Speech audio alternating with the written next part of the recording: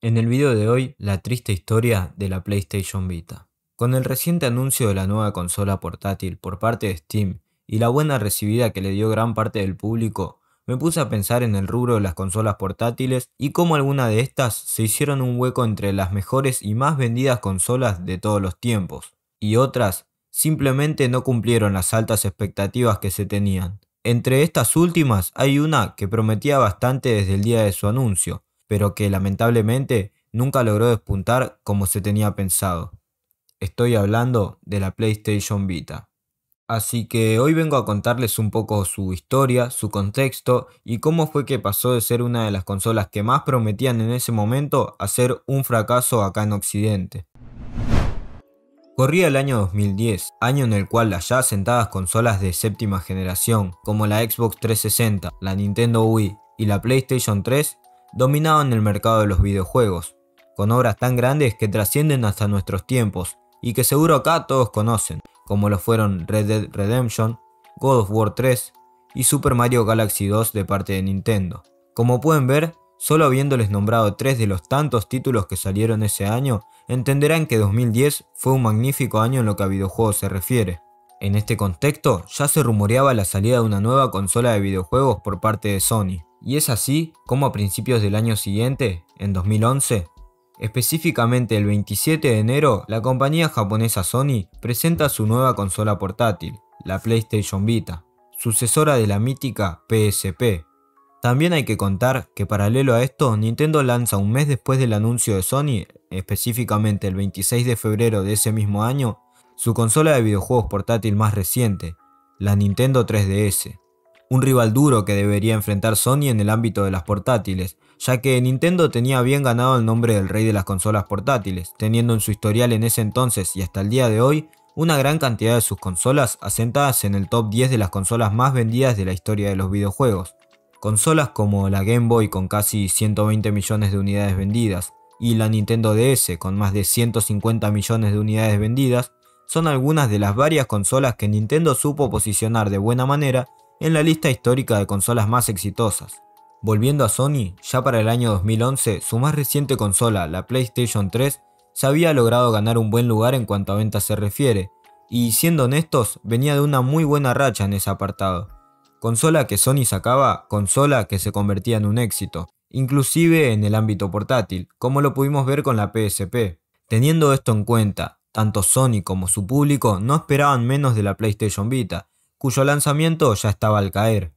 Es así, como ni cortos ni perezosos, la gente de Sony ese mismo año, el 17 de diciembre a fechas de época navideña, y con todo el marketing que ello conlleva, ponen en venta la nueva consola portátil en Japón, y tardaría solo unos meses más, en febrero del 2012, en llegar a nuestras tierras occidentales. Lo que Sony nos había prometido era una digna sucesora de la PSP, que obviamente venía con un mucho mejor apartado técnico, por lo que se podía ver en las demostraciones jugables sobrepasando por muchísimo a su predecesora, además de haber escuchado a su público y traer nuevas mejoras en lo que a hardware se refiere, como un segundo analógico para los shooters, la incorporación de una pantalla táctil y características más adecuadas para los tiempos que corrían, como un chip de 3G para poder jugar de manera portátil sin necesidad de una red Wi-Fi. Ahora lo vemos como algo súper básico, pero en ese momento realmente créanme que era una innovación. En cuanto a su catálogo de lanzamiento de ese entonces, era bastante bueno,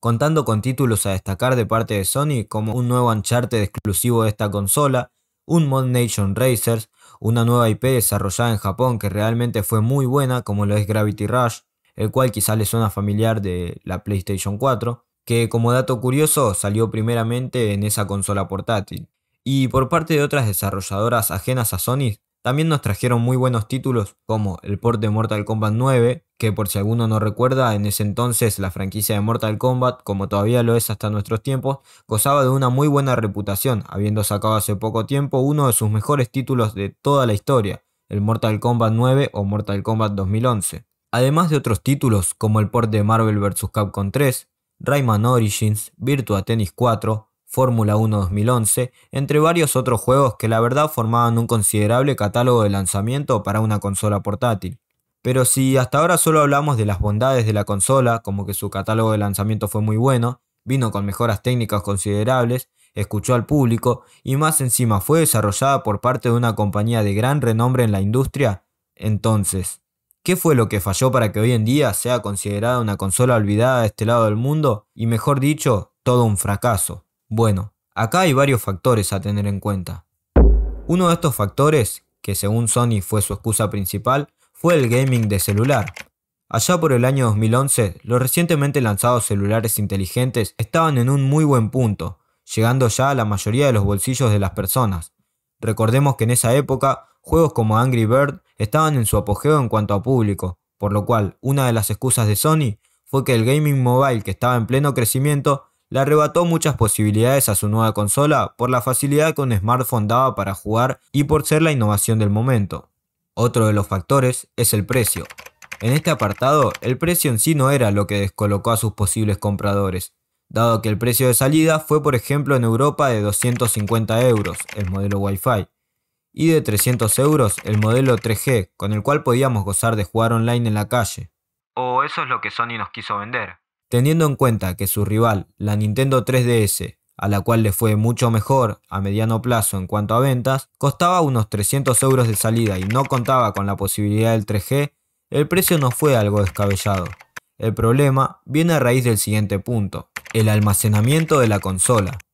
Ya que para el almacenamiento a PlayStation se le ocurrió la maravillosa idea de vender sus memorias exclusivas que iban de los 4 a los 32 GB de almacenamiento, con precios de salida de entre los 30, 45, 70 y 120 euros, precio sumamente elevado hasta en esa época. Y si pensabas ponerle una memoria micro SD clásica como cualquier otra consola portátil de esos momentos, las que por cierto costaban entre los $5 a los 36 como mucho las de 32 GB, déjame decirte que te vayas olvidando, dado a que esta consola solo leía las memorias que comercializaba Sony. Y ya saben lo que dicen, la avaricia rompe el saco, y esto tiró para atrás a muchos de los posibles compradores, haciendo que hasta los más fanáticos de la compañía se la piensen dos veces antes de comprar o reservar la consola, encontrando comentarios de la época como el que podemos ver en pantalla. Esto nos lleva a otro punto que también está relacionado con el almacenamiento, y son los malos ports. Dado a que el almacenamiento de la consola era muy bajo, se tuvo que reducir un montón el contenido de sus videojuegos, dejándonos con títulos mucho peores y hasta incompletos. Y dado a todos estos factores, más mentiras como el supuesto cross-platform que nos iba a permitir alternar entre jugar en Vita y en PS3, los altos costos de desarrollo de juegos para la consola, el poco espacio que hacía que los juegos tengan que tener recortes considerables, hicieron que la consola se gane una muy mala fama rápidamente, lo que, como si de una reacción en cadena se tratase, provocó a su vez la mala recepción de salida, la baja tasa en ventas en sus primeros meses en Occidente y el posterior olvido de la consola, dejándonos ver cosas como que el catálogo de títulos se fue reduciendo año tras año, quedando solo algunas compañías independientes que intentaron seguir manteniendo a flote la consola por su cuenta. Y bueno, esta fue la triste historia de la PlayStation Vita. Espero que les guste este tipo de videos así narrativos. A mí la verdad me gustó mucho investigar al respecto y por sobre todo espero que les haya sido útil. Si te gustó el video, no te olvides dejar tu me gusta, compartir con más gente y suscribirte a mi canal. Yo soy Zambra y nos vemos en el próximo video.